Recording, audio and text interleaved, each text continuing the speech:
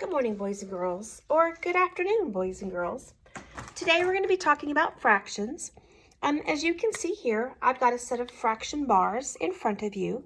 My fraction bars that we work with in 4th grade will always show a 1 whole, which is our whole piece. And we typically work with halves, thirds, fourths, fifths, sixths, eighths, tenths, and twelfths. These are more of our common fractions that you see every day. If you notice, I skip here between 6 and 8. So in between here, we should have sevenths. Now there are fractions because you can cut a 1 whole into 7 parts, but it's just not as common. So these are the ones we typically work with. Today we're going to be working with and kind of reviewing what we already know about fractions. So if you let me remove this for a minute. And as you can see, I've got a 1 whole piece right here. My 1 whole is very similar to a part whole. It's the whole part. You can imagine a whole stretching from side to side to represent the 1 whole.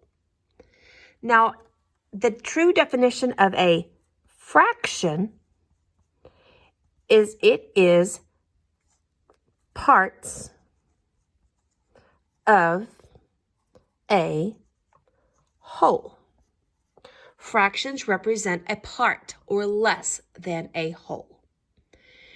Fractions are all around us, and I hope you remember from the PowerPoint you saw a while ago, there are fractions at school, there are fractions at home, there are fractions in the classroom. There are fractions when you're measuring with a ruler. There are parts in between the whole numbers. Those are fractional parts.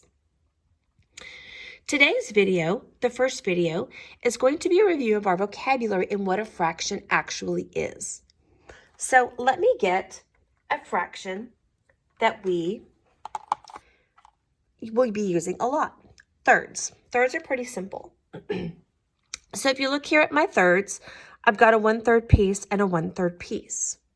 Now, I can put these 2/3 together and add my 2 fractions, and you can see that I have 2 parts now. You can also see that I've got 2 numbers on my fraction, and we're going to talk today about what those numbers are, what they mean, and how we're going to be using those in 4th grade. So, as you can see, I have a 1/3 piece and a 1/3 piece, and when I put those together, now I have 2 parts. Notice that my number on the top, I have a 1 here and I have a 1 here, but now I have a 2. That's because I can add those 2 parts together. My number on the top is called a numerator.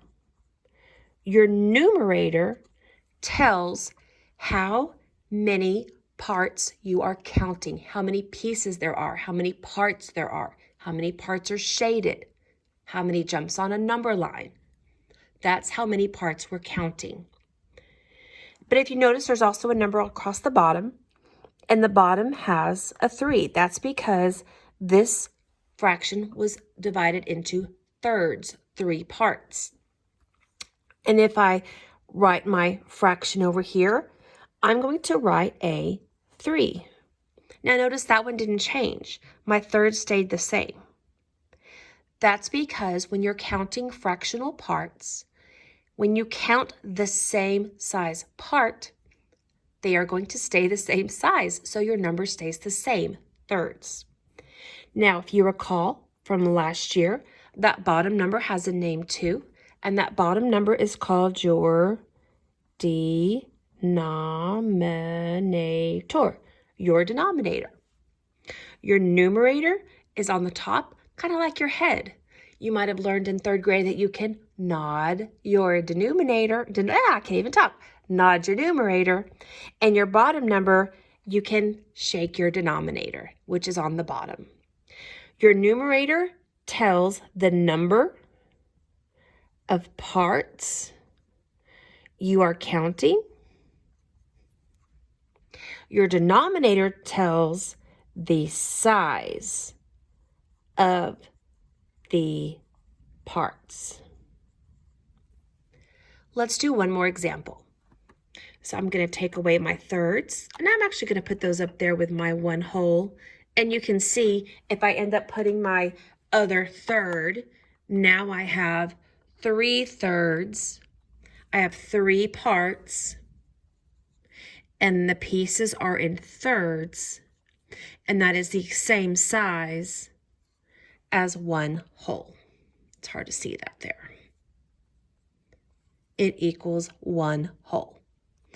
Let's go back and do another example for numerator and denominator. I'm going to move that.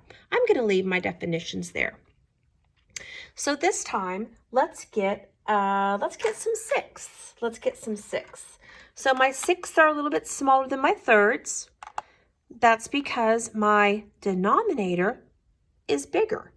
This whole has been cut into more parts, so the parts are going to be smaller. So you can see that I have put down some sixths. Let's count them. 1, 2, 3, 4. I've got 4 pieces that are in sixths. I've got 4 sixths. I can put my sixths together, which is called composing a fraction, putting them together. And let's count them again. 1, 2, 3, 4. So as I write the name of this fraction, I've got 4 pieces that I'm counting. That is my numerator.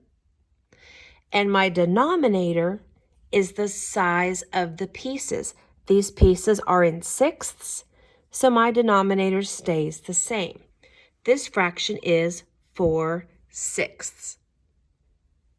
I hope you remember and learn a little bit about fractions.